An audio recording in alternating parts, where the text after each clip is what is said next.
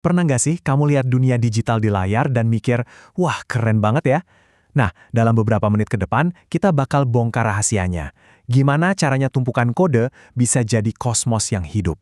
Pertanyaannya kan, gimana caranya dunia game yang sekeren itu, efek visual yang bikin melongo, atau bahkan dunia virtual, itu semua dibangun cuma dari kode?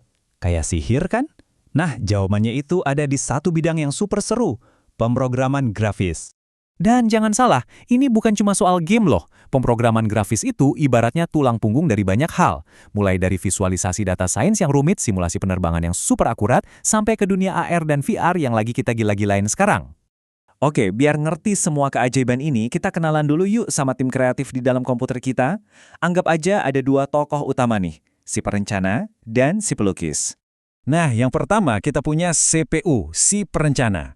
Dia ini otaknya yang ngatur semua logika, ngatur semua tugas.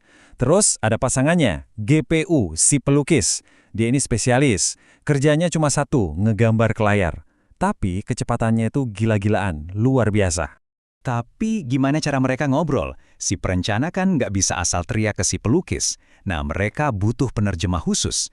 Disinilah peran API grafis, kayak OpenGL atau DirectX. Mereka lah jembatan penghubung antara otak dan kanvas.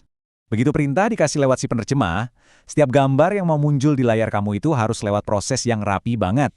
Bayangin aja kayak lini perakitan di pabrik.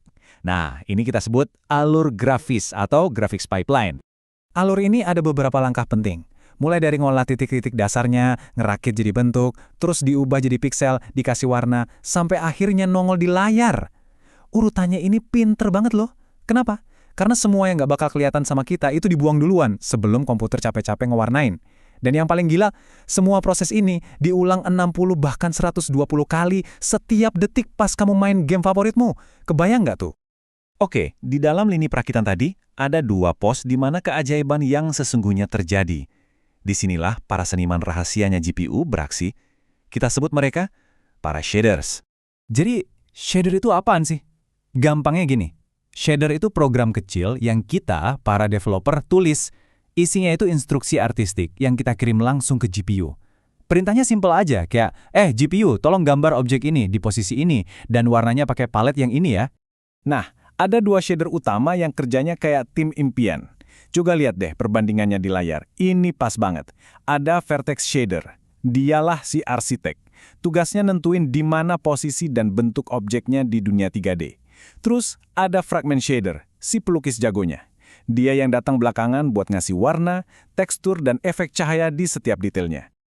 Oke, cukup teorinya. Kita udah kenalan sama si arsitek dan si pelukis. Sekarang, yuk kita kasih mereka kerjaan. Kita bakal ikutin perjalanan satu unit paling dasar di dunia grafis 3D, sebuah segitiga. Kita lihat gimana dia berubah dari sekedar angka jadi gambar di layar kamu.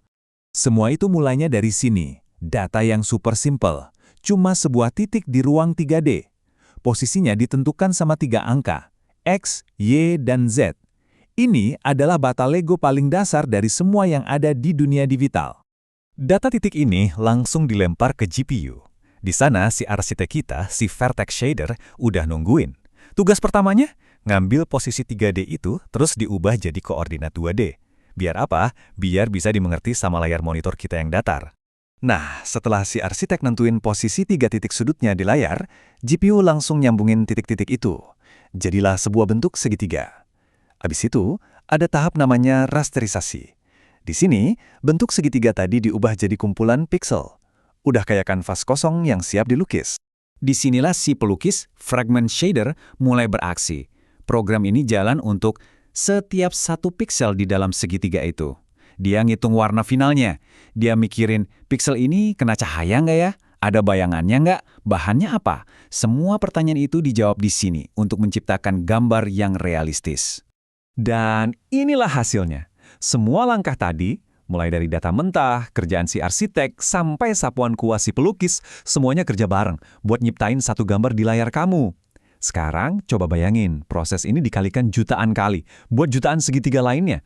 Dan voila, lahirlah dunia game yang kompleks itu. Proses yang barusan kita bongkar ini tuh terus berkembang dengan kecepatan yang gila-gilaan. Jadi, kira-kira apa ya selanjutnya? Kita lihat ada hal-hal keren kayak real-time ray tracing yang bikin pantulan cahaya jadi realistis banget.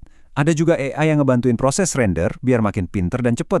GPU sekarang bahkan gak cuma buat grafis, tapi juga buat riset ilmiah. Dan ada cloud graphics yang artinya kamu bisa nikmatin grafis kelas dewa ini di perangkat apa aja. Ini semua ngebawa kita ke satu pertanyaan yang menarik banget. Kalau teknologinya nanti udah bisa niru dunia nyata dengan sempurna, seninya itu ada di mana? Di jagonya nulis kode, atau di kreativitas dan visi si senimannya? Coba deh kamu pikirin. Makasih udah nyimak.